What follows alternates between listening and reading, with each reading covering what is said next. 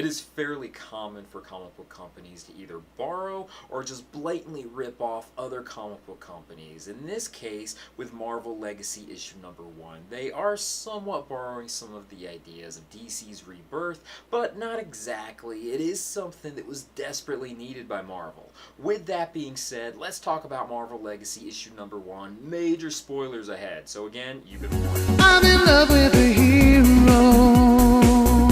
I'm in love with the one who will. Since this comic book touched on a lot of different story topics that's going to be coming out of the Marvel Universe, let's go ahead and go through that first, and then I'll give you my opinion on how I feel about it. The issue starts out 1,000,000 years ago, and there's a team of superheroes that have banded together. It consists of Odin, Phoenix, Black Panther, Starbrand, Iron Fist, and the Sorcerer Supreme, who happens to be Agamotto. And they take on a cosmic celestial. We don't get to see the battle itself take place, but they do win because we do see the celestial later on in the issue. Then fast forward to present time, Starbrand, the current Starbrand, is trying to take on Ghost Rider. Elsewhere, we pan over to Loki, who's commanding some frost giants to break into his shield storage facility. Luckily, the current Iron Man, Captain America, and Thor are there to stop him. We pan over to another location where we have the good Captain America having dinner at a diner. Pan over to Stark facility, and it turns out that Tony Stark's body, who was in a coma after Secret Empire, is missing. The issue itself goes back and forth a lot of different times just to show the various events that are all taking place. We even go to Deadpool, who's wallowing in self-pity because he backed the bad Captain America during Secret Empire. We go over to Jarvis at a certain point, who's outside of the Avengers mansion looking at the Avengers statue outside. In this version of the statue, Wasp is full size. We move over to New York, where we see Johnny Storm, the Human Torch, and the Thing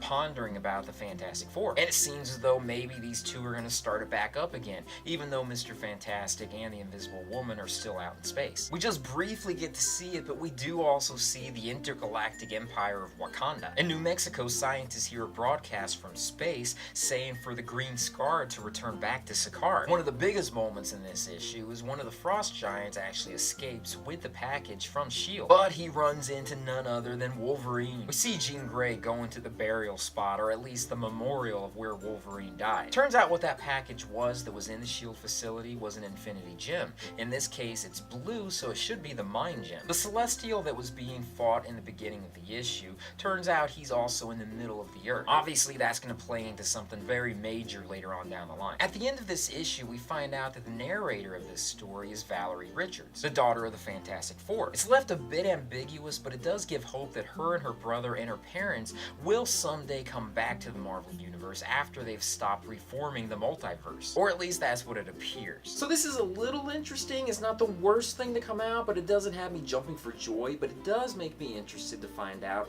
what is Marvel going to be doing with some of these ideas. I was a huge Fantastic Four fan for a little bit, but then I kind of dropped off and didn't really read their comics too much, so I am hoping that maybe this will bring me back into it. And honestly, I'm completely over the hype with Deadpool. I mean, I understand that he is a big commodity right now, and I did like the movie, but other than that, I'm not really that big into what's going to be happening with him. I do want to see more of the Avengers 1,000,000 BC. That looks like it'd be really cool. I'd love to see the early adventures of Odin. And I'm somewhat confused about the good Captain America, because I thought the good one was supposed to be a doppelganger of the real one, which the real one is supposed to be evil. Unless Marvel just wants us to forget about all that and to think that the evil one is actually the doppelganger and the good one is actually the real one. I'm not really quite sure. And we already knew that the Guardians of the Galaxy were trying to hunt down the Infinity Stones, which absolutely has nothing to do with the Marvel Cinematic Universe right now. That's total sarcasm, by the way. But I'm wondering how Wolverine is going to be playing into that, being that now he has the Mind Stone, or at least we think it's the Mind Stone. Speaking of Wolverine, I really didn't care about his character being gone at all. We already had other versions of him, including Old Man Logan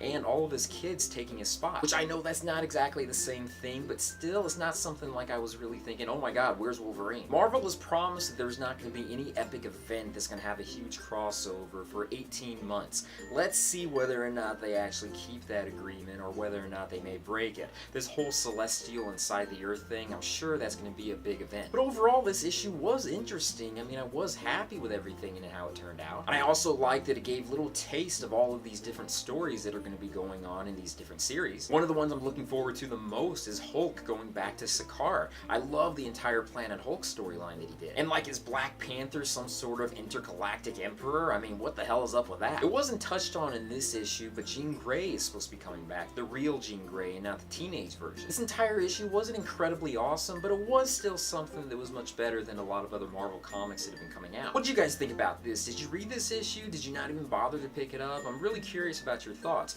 Leave comments down below and let me know. And with that, thank you guys for watching me in this video. Be sure to check out my Patreon site when you get a chance. Check out my social media sites, my websites, and everything else out there. Peace, love, namaste, and I'll see you guys later. Thanks. I'm in love with the one who will always win. Other than Wolverine and Jean Grey, the other X-Men really weren't touched on too much in this issue, which is something I was a bit disappointed in, but I guess they have a whole lot of other titles and the entire conflict going on with Fox Studios and Marvel Studios, so they may not want to spotlight them too much and try to keep the focus more on the Marvel Cinematic characters instead.